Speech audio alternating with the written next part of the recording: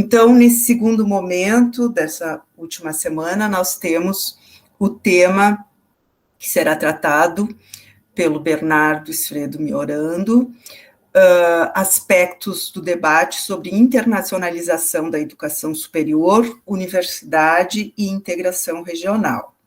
O Bernardo Sfredo Miorando é doutor e mestre em educação pela Universidade Federal do Rio Grande do Sul. Ele tem foco na educação superior comparada e internacional e pesquisa os temas de internacionalização, inovação e avaliação na educação superior. Ele realizou estágio pós-doutoral na Finlândia. Atualmente ele é bolsista desenvolvimento institucional no Escritório de Internacionalização da Universidade Federal das Ciências da Saúde, de Porto Alegre, e ele também é pós-doutorando no Centro de Estudos em Educação Superior da Pontifícia Universidade Católica do Rio Grande do Sul. Bem-vindo, Bernardo, obrigada por estar aqui conosco. Muito bom contar contigo sempre. Membro ativo do Núcleo URGS da Cátedra da Unesco, Universidade e Integração Regional também. Com a palavra, Bernardo. Obrigado, Célia, obrigado pela apresentação. Só corrigindo uma informação, o meu estágio foi doutoral e não pós-doutoral lá na Finlândia, em Jyväskylä. Então, trago para vocês hoje a discussão sobre alguns aspectos do debate sobre a internacionalização da educação superior, para falar sobre universidade e integração regional. Como já fui apresentado pela Célia, trago só mais alguns detalhes, assim como a Dirce, de onde eu situo o meu discurso. A minha área de concentração é a educação superior comparada e internacional. Eu trabalho especialmente nos tópicos de planejamento e avaliação educacional e o que se consideram tópicos específicos de educação dentro da educação superior, né? A minha linha de pensamento é o pensamento social brasileiro e a minha área de formação inicial são as relações internacionais. Esse é o meu curso de graduação, meu bacharelado, com foco especialmente na disciplina de ciência política. A minha produção intelectual, ela se situa numa vertente crítica radical das teorias das relações sociais, e ultimamente tenho me constituído como pesquisador da internacionalização da educação superior, tanto pela pesquisa como pela prática institucional, especialmente agora no Escritório de Internacionalização da UFSPA, e por atos do que eu caracterizo a partir da minha pesquisa doutoral como militância e internacionalização, ou seja, é aquela ação, uma ação política organizacional, desempenhada pelos agentes da educação superior por dentro das instituições para promover e marcar os processos e os agentes internacionais, da internacionalização nas operações que constituem a vida cotidiana das instituições de educação superior. Seguindo, então, quem me acompanha, quem me segue, sabe que eu gosto sempre de falar, de trazer alguma coisa mais artística, alguma coisa de preferência musical, para inspirar as falas. Nesse período de distanciamento social e trabalho online, tenho encontrado algumas dificuldades em reproduzir vídeos e áudios em apresentações, então eu vou simplesmente declamar um trecho de uma canção do argentino Atahualpa Yupanqui, chamada Los Hermanos, e ela traz as seguintes estrofes. Eu tenho tantos hermanos que no los puedo contar, en el valle, en la montaña, en la pampa y en el mar, cada cual con sus trabajos, con sus sueños, cada cual, con la esperanza adelante, con los recuerdos detrás. Yo tengo tantos hermanos que no los puedo contar. Y así seguimos andando, curtidos de soledad, nos perdemos por el mundo, nos volvemos a encontrar. Y así nos reconocemos por el lejano mirar, por la copla que mordemos, semilla de inmensidade. Então, eu gostaria de demarcar, a partir dessa peça artística, algumas categorias. A produção da memória, para que a gente possa construir solidariedades a partir de propósitos comuns, a partir de identidades comuns, mas também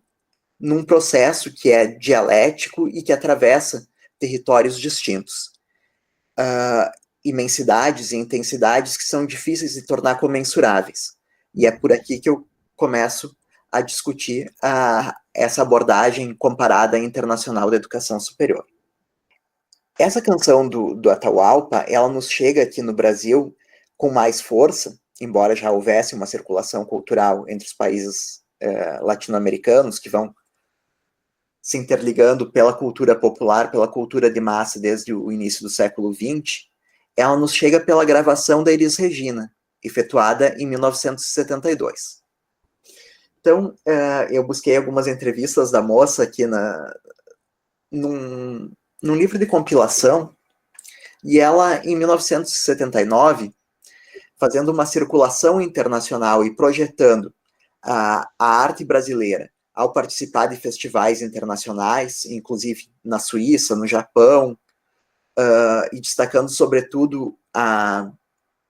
experiência dela em interação com mexicanos e com angolanos, ela dizia o seguinte: porque não adianta eu ir à Argentina com disco pronto, lotar um teatro de 5.000 lugares, se não sai um recorte de jornal, algo que permaneça para o povo de lá. Então, aqui pensemos nas nossas atividades de internacionalização, a necessidade de produzir registros e de socializar as informações. Dizia ela: depende da cabeça do artista ser colonizada ou não. E se é colonizada, é aqui mesmo, no Acre. Não precisa ir à Suíça. Então, tomemos essa frase como inspiração para debelar certos processos de resistência à internacionalização e à socialização internacional de conhecimentos, que se projetam de perspectivas que eu caracterizaria como ingênuas, e que às vezes nos cerceiam e nos impedem de uma interação mais profunda e de uma qualificação do trabalho pela interação com os nossos colegas de outros países. Tratando da presença das composições internacionais, sobretudo de América Latina, no cancioneiro brasileiro, ela dizia: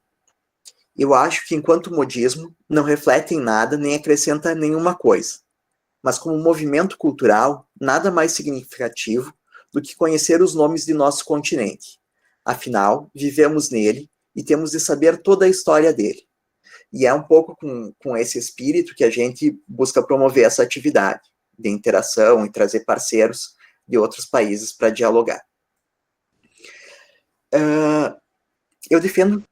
que o nosso tratamento das questões de internacionalização na educação superior passe por uma abordagem científica. E por isso eu construo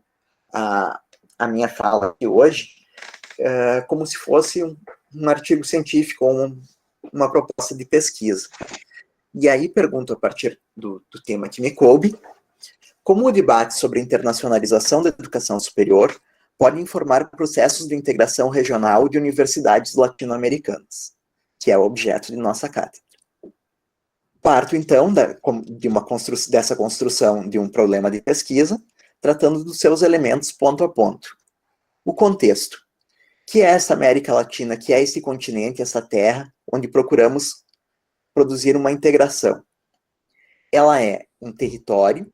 que é resultante de um processo histórico, fenômeno sócio-histórico, que vem sendo caracterizado a partir de distintas categorias no nosso pensamento regional. Sabemos que a América Latina é uma colônia. É um lugar de subdesenvolvimento, situado na periferia do sistema mundo, construído e constrangido por relações de dependência em relação às metrópoles desenvolvidas, e que nas últimas décadas tem servido como laboratório de políticas neoliberais e, em anos mais recentes, como espaço de aplicação de outras doutrinas político-ideológicas, como aquelas caracterizadas nos projetos de poder coagulados em torno de uma doutrina de Steve Bannon. Mas antes disso, a América Latina foi e segue sendo a Abya Yala, uma terra em florescimento. E é a terra onde nós marcamos desde tempos coloniais, e não temos maiores registros, mas provavelmente desde antes deles, insurreições cidadãs, movimentos sociais, espaços e iniciativas de criatividade política, e uma tarefa histórica de democratização. Um dos construtos que eu relaciono aqui é, então, a Universidade Latino-Americana, uma universidade que nós precisamos conhecer, como dizia Darcy Ribeiro, com o nosso legado e a nossa carga, e uma universidade cujos progressos e cujas reformas têm sido informadas e inspiradas, pelo menos desde 1918, com Córdoba, por movimentos estudantis, fazendo da universidade um lugar da formação em redes e da experimentação em conhecimento, como ela tem sido radicalmente desde a Idade Média, mas também, como tem sido desde a modernidade, um espaço de consciência crítica e dinamização da sociedade. E como diz a minha orientadora de doutorado, que nos acompanha aqui hoje, a nossa crença, a nossa aposta na universidade como uma instituição redentora de relações sociais que são tão atravessadas pela desigualdade e pela violência. Confiamos nessa redenção através do conhecimento, dos processos de conhecimento. O outro construto que eu relaciono às universidades latino-americanas são os processos de integração, nesse caso de integração regional. Embora tradicionalmente, na literatura das relações internacionais, os processos de integração sejam tematizados com uma teoria da integração econômica, como a do autor Bela Balassa, que serviu de fundamento para a integração europeia, eu gostaria de trazer um autor que foi muito fundamental para mim na minha formação em relações internacionais, que é o Amado Servo. Aqui trago outro livro dele. Mas o Amado Servo ele caracteriza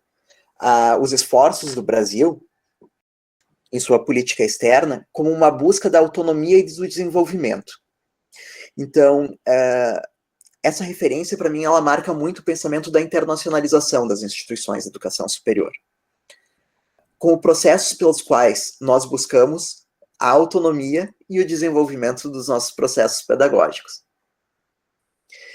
Então, aqui, a ideia de integração internacional, ela é matizada por uma perspectiva de inserção internacional ou de reinserção internacional, na busca de um protagonismo que supere a nossa dependência, a nossa periferalidade no sistema internacional, ou no sistema mundo capitalista. E quando a gente traz essa aplicação desse tipo de conceito para o campo da educação superior, nós percebemos processos de integração regional que se projetam sobre a educação superior, portanto, a partir de intencionalidades e projetos que se originam em outros espaços da vida social, desde a educação superior, ou seja, processos que, originados desde o terreno da universidade, se configuram em políticas públicas e que podem se dar na e pela educação superior, ou seja, pelos processos formativos, pela constituição de consciências críticas, que vão ser mais cosmopolitas ou direcionadas, intencionalizadas para a integração regional. Nesse processo, nós temos que nos perguntar quem integra quem e o quê, e integra como. Essas questões, elas nos dão chave para operacionalizarmos variáveis. Essas variáveis têm a ver com quais são os mecanismos de coordenação entre os atores envolvidos no processo de integração. Para pensarmos, por exemplo, as políticas públicas, a sua continuidade, a sua temporalidade, o quanto essas políticas públicas desencadeiam processos que se enraizam nas atividades cotidianas da educação superior, nos currículos da educação superior, nas formas como as pessoas concebem e modelam os cursos de graduação e pós-graduação. Tudo isso vai nos dar a possibilidade de pensar se essas iniciativas, essas ações de internacionalização são capazes de promover reforma das atividades, reforma das estruturas, para que gerem permanência. O fenômeno que integra esses dois construtos é, portanto, a internacionalização. Nós temos como definição de internacionalização mais corrente aquela utilizada por Jane Knight, que muitos que aqui trabalham com internacionalização conhecem, então não considero necessário repetir, mas parto aqui de uma outra definição proporcionada pela professora Marília Morosini, que é a minha supervisora de pós-doutorado agora na PUC, que considera como internacionalização um esforço sistemático para tornar a educação superior mais responsiva a demandas e desafios relacionados à globalização. E esse tipo de conceituação é interessante para nós observarmos quais são as relações de condicionalidade e de causalidade que acontecem aqui nesse fenômeno. Então, eu proponho, desde a minha tese, entender a internacionalização como uma intencionalização política da universidade para integrá-la, e também as relações sociais que a sustentam e que ela sustenta, aos circuitos globais de acumulação. Como fenômeno de mudança, a internacionalização interfere em estruturas e processos acadêmicos, conforme indivíduos recontextualizam continuamente as estruturas globais que condicionam a sua ação no espaço banal do cotidiano. E por aqui eu considero a noção produzida por Milton Santos, um geógrafo, na ideia de interação entre espaços horizontais, onde a vida se reproduz cotidianamente, e as verticalidades que conectam esses pontos distintos no espaço a um fluxo global. Seguindo adiante, pensemos então na ideia do estado de conhecimento sobre internacionalização que nós temos. Eu mencionei a Jane Knight, que a partir de meados dos anos 90 vai ter maior circulação no debate, mas também a Marília, para demarcar que há na América Latina uma produção sobre internacionalização e sobre integração que começa desde fins dos anos 80. Então, uma das autoras que vai atuar nesse sentido, a Dirce já mencionou, a Hebe Vessuri, mas também outras autoras como Carmen Garcia Guadija, a Marcela Molles, o professor Axel Didrikson, que esteve aqui conosco, e gostaria de mencionar também um livro, que eu não localizei agora na minha estante, mas depois eu passo a capa para vocês, chamado Universidade e Integração no Cone Sul, que ele foi publicado em 1992, e ele é resultado de esforços que vêm acontecendo na Universidade Federal do Rio Grande do Sul desde antes do Mercosul ser uma realidade. E participaram dessa produção pesquisadoras do campo de educação superior, como a Denise e a Marília, que eu já mencionei, mas também a Clarissa, que fazia a exposição na semana passada, e também a professora Arabella Oliven, que é colega nossa da URGS. Então, toda essa produção ela é atravessada por desafios dos estudos em educação superior, que a Dirce já mencionou anteriormente, mas que aqui eu gostaria de destacar como havendo um hiato entre uma área mais acadêmica, digamos assim, de pesquisa e produção de conhecimento, e uma área mais profissional, ou seja, sujeitos que se relacionam com a internacionalização pela linha da pesquisa, e sujeitos que se relacionam pela sua inserção na prática, nas gestões institucionais, às vezes do próprio sistema. E o que eu considero como sendo um hiato e demanda uma necessidade de aproximação. Gostaria de considerar, então, que há barreiras para a integração entre essas duas áreas que passam pelo fato dessas pessoas circularem em espaços diferentes, lidarem com universos semânticos e de referenciais, muitas vezes distintos, trabalharem em tempos diferentes, porque o tempo da pesquisa acadêmica tende a ter uma duração mais longa que o tempo da gestão institucional ou de políticas, trabalhar com lógicas diferentes, e, portanto, haver uma dificuldade mesmo de linguagens para que essa comunicação aconteça. Sem falar em algumas divisões político-ideológicas. Então, a necessidade de construir as pontes para gerar esse campo comum, onde esses conhecimentos possam atravessar, possam informar de parte a parte e possam gerar consequências, né, sobre as nossas atividades. O que se tem produzido em termos de pesquisa em internacionalização?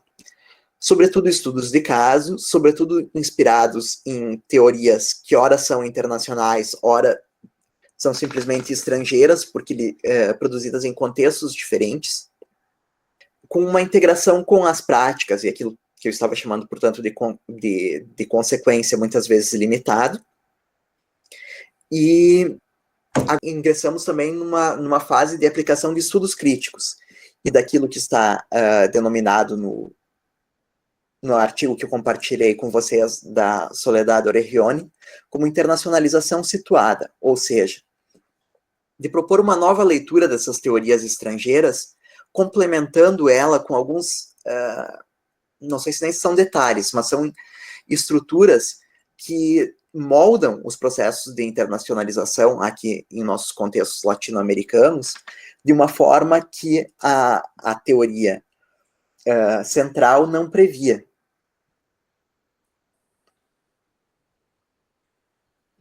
Seguindo, então. Como fontes para esses estudos, nós temos bases de dados internacionais, como aquelas que foram apresentadas pelo Leandro na semana passada,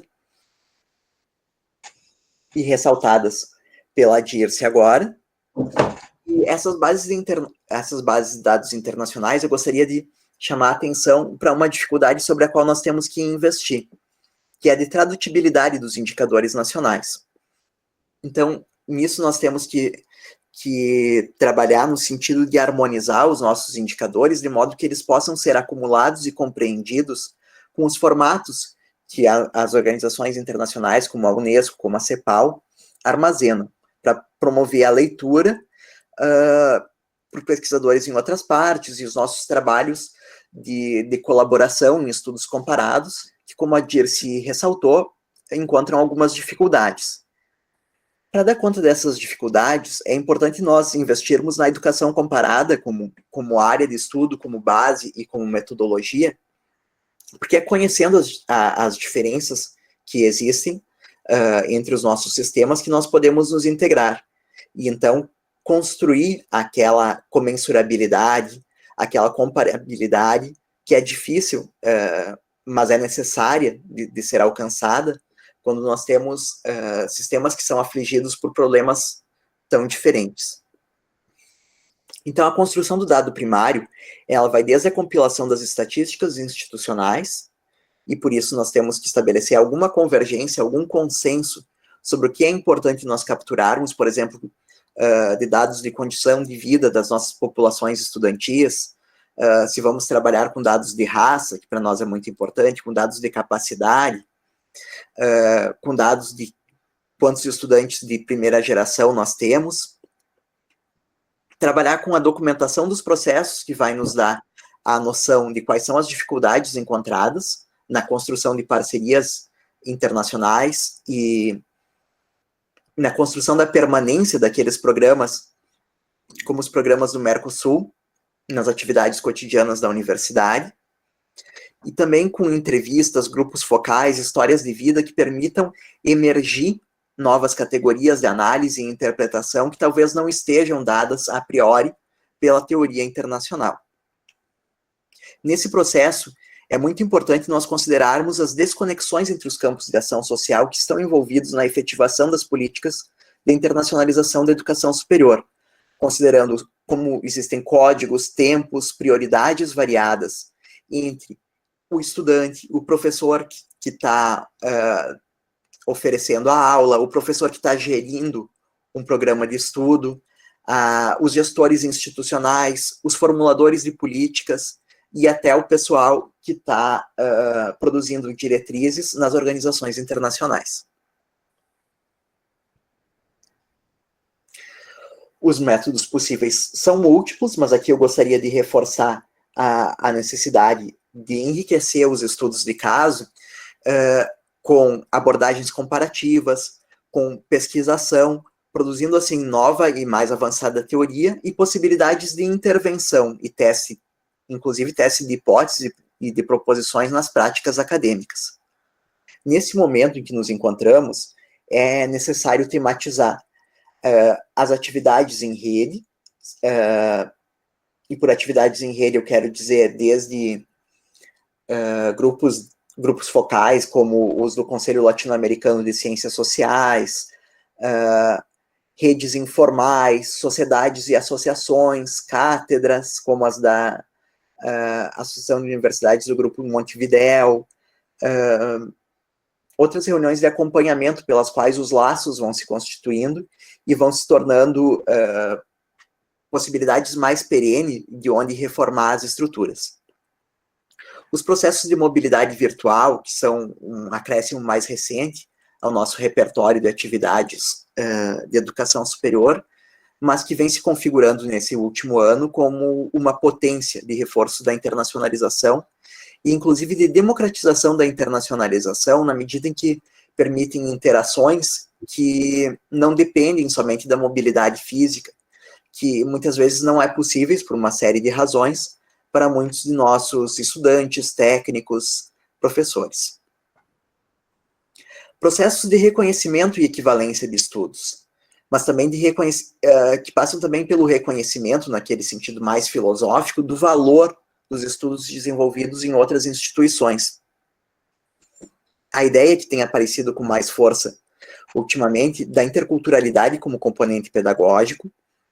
e a necessidade de curricularizar práticas que levem à formação de disposições e compreensões interculturais entre estudantes, professores e técnicos da educação superior. A ideia de internacionalização da extensão, que por vezes aparece como impacto social ou terceira missão da universidade, que é um espaço pelo qual nós, latino-americanos, com o nosso acumulado de reflexão sobre a extensão, podemos contribuir, inclusive, para processos que estão acontecendo em outros continentes de reflexão sobre como aferir e avaliar o impacto social da educação superior. A ideia de trabalhar com pedagogias de socialização internacional, ou seja, aqueles conhecimentos e aquelas disposições que é necessário fomentar nos estudantes, desde o seu ingresso na educação superior, para que eles tenham capacidade de circulação e comunicação num ambiente internacional. E sempre considerando que essa circulação internacional é um dos elementos de acesso aos espaços de decisão. E as possibilidades de enfrentar aquilo que temos chamado de narcisismo pedagógico e o corporativismo que existem nas nossas instituições e que limitam, muitas vezes, a efetividade dos processos de integração, que redundam nas dificuldades de reconhecimento de estudos, porque temos professores que consideram que o seu currículo é inigualável, incomparável, sempre o melhor do mundo, e, portanto, não reconhecem atividades realizadas desde fora, ou processos de corporativismo, na necessidade de que nós temos que revalidar documentos infinitamente, ou que os processos de internacionalização só vão adiante se dependerem dos interesses das autoridades de plantão, que têm muito poder para controlar os fluxos, o que vai adiante, seja em termos de decisões, seja em termos de informações. Os resultados possíveis desse tipo de pesquisa vão na linha da consciência dos nossos limites, e que, portanto, precisamos superar, seja nessa linha da institucionalidade, dos déficits, de processos que precisamos constituir, de instâncias que precisamos constituir, e de como a nossa burocracia precisa ser reformada para que esses processos se deem com mais agilidade e com mais efetividade para a formação de pessoas. Então, na América Latina, nós temos, e sobretudo no Brasil, nós temos uma tradição muito cartorial. Nós não superamos no Brasil os impactos desde a era colonial das reformas pombalinas e da necessidade que nos foi imposta de muita formalização e muita sanção para que cada processo siga adiante. Nós precisamos tornar para as nossas autoridades, sejam as gestoras institucionais, sejam as gestoras do sistema, muito nítida a importância de uma técnica para conduzir os processos de internacionalização. E essa técnica, ela vai desde o domínio de línguas estrangeiras, até a sensibilidade intercultural para compreender que certas formas de proceder no estabelecimento de processos institucionais não existem em outros países. E certas exigências não fazem sentido para pessoas que vivem num contexto que se constituiu a partir de processos históricos bastante distintos. Também temos que superar certos déficits na linha política, construindo democracia em processos institucionais. Porque quando os processos são consensuados, quando eles são trabalhados com a comunidade, o seu enraizamento e a sua possibilidade de perenidade é muito maior. Então, a partir dessas consciências, nós podemos trabalhar sobre as consequências desses processos de internacionalização, superando a descontinuidade que é informada pelo fato, como disse uma pessoa que nos informou sobre as atividades, da descontinuidade relativa aos governos, da perda de informação e de oportunidades, por nós não conseguirmos manter uma continuidade nos processos de cooperação, nos nossos organismos de cooperação regional. E a partir daí, nós pensarmos em estratégias que partam desde as nossas identidades institucionais, que também precisam ser construídas e revisadas coletivamente, para serem, então, negociadas com os nossos parceiros internacionais. Considerarmos a necessidade da capacidade de trabalho para efetivar os acordos internacionais, em todos os recursos que existem, seja de pessoal dedicado, assim, com tempo de realizar os processos, a valorização do tempo que as pessoas dedicam a esses processos internacionais, que é diferenciada. Também trabalhar numa categoria, numa variável, que é fundamental à constituição de processos de cooperação internacional, né, que é a parceria. E como essas relações precisam se constituir, extravasar o âmbito pessoal, para redundar em parcerias institucionais que sejam reproduzíveis ao longo das gerações, como laços de confiança, para superar essas dificuldades que nós temos mesmo na pesquisa comparada, né? E por isso a necessidade de trabalhar com essas ideias de reconhecimento, da dedicação ao trabalho internacional, da implicação do trabalho internacional no funcionamento regular das instituições, e não como algo extraordinário e ad hoc, e da consequência, né, para que essa internacionalização seja abrangente e efetiva. Portanto, chegamos a uma ideia de discussão, e aí precisamos pensar quem discute, quem está autorizado a ingressar nessas discussões e preparado para ingressar nessas discussões, e que vai nos permitir negociar e modular os movimentos de passagem das políticas públicas e dos programas internacionais nessa transição da forma como eles são emanados ou construídos, envolvendo esses diferentes níveis de participação dos indivíduos, das unidades acadêmicas, sejam elas cursos, departamentos, faculdades, das instituições e dos sistemas. Inclusive pensando nessa nossa tentativa de gerar um espaço regional de educação superior latino-americana, né? Como fazer isso? Caracterizando as atividades que compõem a vida prática da academia, indo, portanto, além da doutrina, e identificar os pontos de inserção onde nós podemos, nas nossas aulas, nas nossas discussões de colegiados, nos nossos documentos orientadores, inserir essa internacionalização, esse diálogo internacional e essa visão comparada. Para isso, nós precisamos, como eu disse antes, construir esses indicadores que sejam partilhados pela comunidade internacional e baseados num léxico que seja também compreensível e socializado, né? Fazemos isso, então, a partir da análise crítica da situação vivida, que eu refiro aqui o filósofo Álvaro Vieira Pinto, que vai nos dizer que a crítica é fazer a decomposição das situações em que nos encontramos para ver todas as variáveis que nela intervêm e que a informam, e as possibilidades de ação a partir disso. Isso era o que eu tinha a trazer para vocês inicialmente hoje. Agradeço a sua atenção.